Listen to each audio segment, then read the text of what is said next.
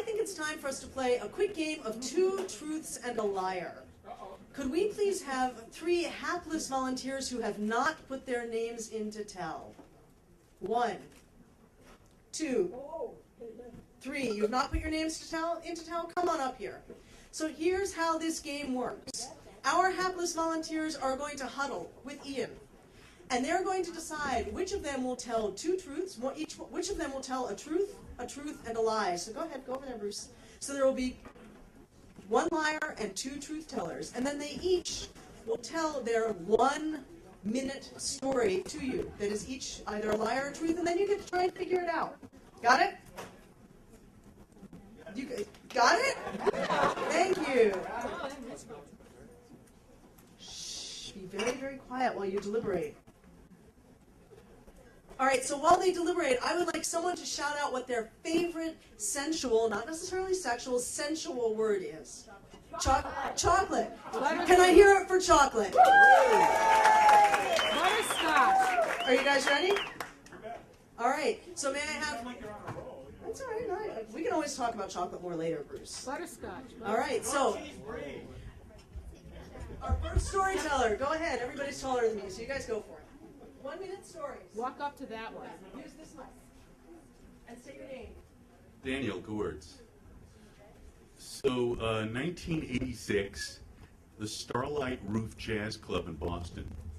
I walked into the elevator after a gig, and that I was listening to, and there, in a floor-length mink coat in the elevator, is perhaps the most beautiful woman I've ever made love to.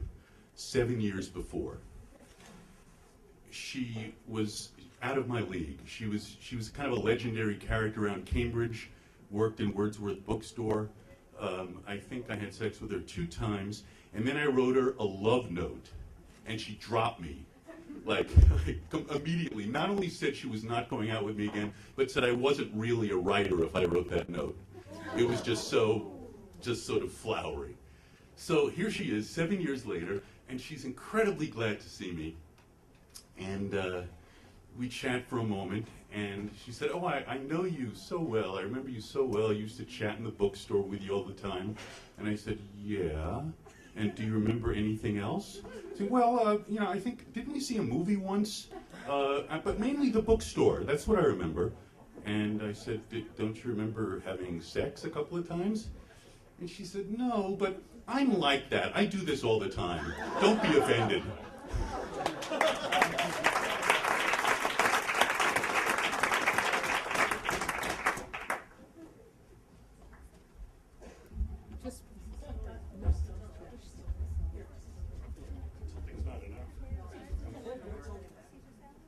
Hi everybody, I'm Bruce Marcus. I'd like to see by a show of hands, how many of you have ever written a poem for somebody you dug? I did that one time. And I have to say I felt really vulnerable when I gave it to her. And I'd like to recite that poem for you now, and I'm going to feel really vulnerable when I recite the poem for you, so you have to promise not to laugh, okay? Can we agree on that much? Okay. I'll tell you the poem, and then after I'll tell you what happened when I gave it to her. She was a pretty woman, but the most prominent feature about her was her eyes. She had these beautiful green eyes. So I wrote a poem called Your Eyes, and it goes like this. Girl, I really love your eyes. I want them for myself. You promised not to laugh, remember? To place inside a pickle jar and keep upon the shelf where I can gaze into them and they will make me think that you can stare at me so long and never have to blink. And I'll protect those watching eyes of yours, that frozen, floating glance. I'll keep the jar shut nice and tight and far away from ants. And the times that you're not with me, your memory will remain. I'll think of you out there somewhere with guide dog and white cane. But when that happy day does come, I know that you will see the charming and romantic, sentimental fool in me. And though you may be falling down and walking into walls, you'll know then just how very much I cherish your eyeballs. Well, thank you. I gave her this poem, and I watched her reading it. And when she was, while I'm watching her reading, I'm thinking, well, there's a couple of possibilities here. She might say, oh, that's kind of cool. Maybe I should get to know this guy a little bit better. Or perhaps, this is kind of weird. Maybe I should pull a restraining order.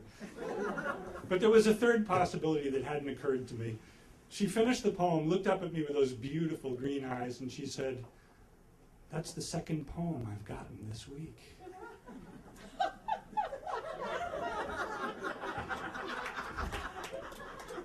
Not long after that, I introduced her to contra dancing and unwittingly to the next fellow she would date, and that was the end of that.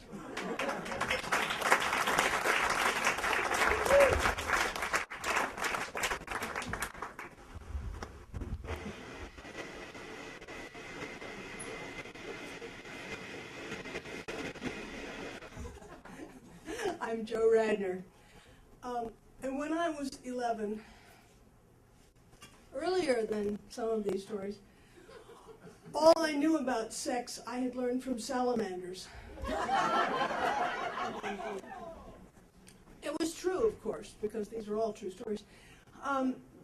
We had moved to the country, and there was a pond in the backyard, and I spent my days, because I was new in town and very nervous, crouched down by the side of the pond watching the salamanders. In the spring, salamanders are incredibly sexy. Particularly the red-spotted newt.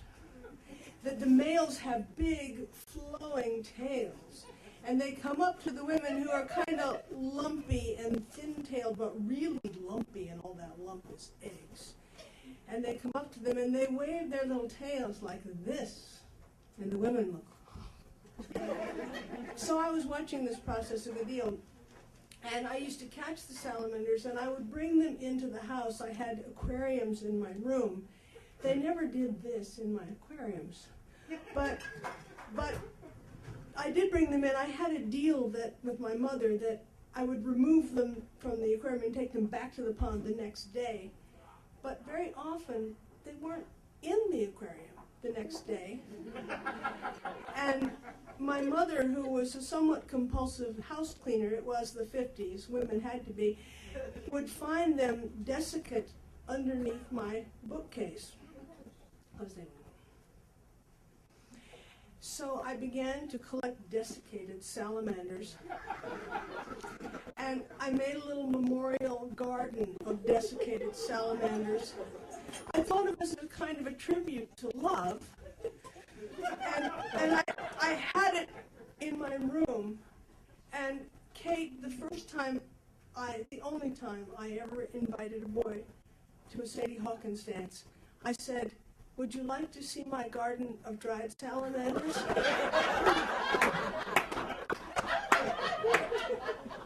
And he said, "No."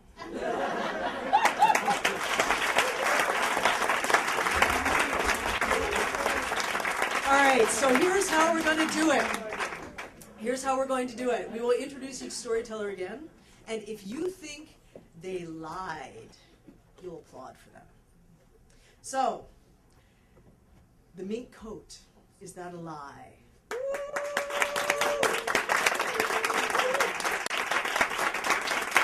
Okay. Eyeballs, is that a lie?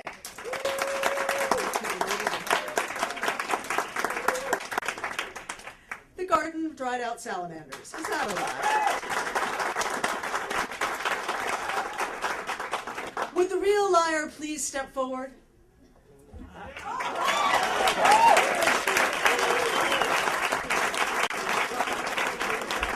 Thank you very much. You all did a wonderful job. A round for our two truth tellers and a liar.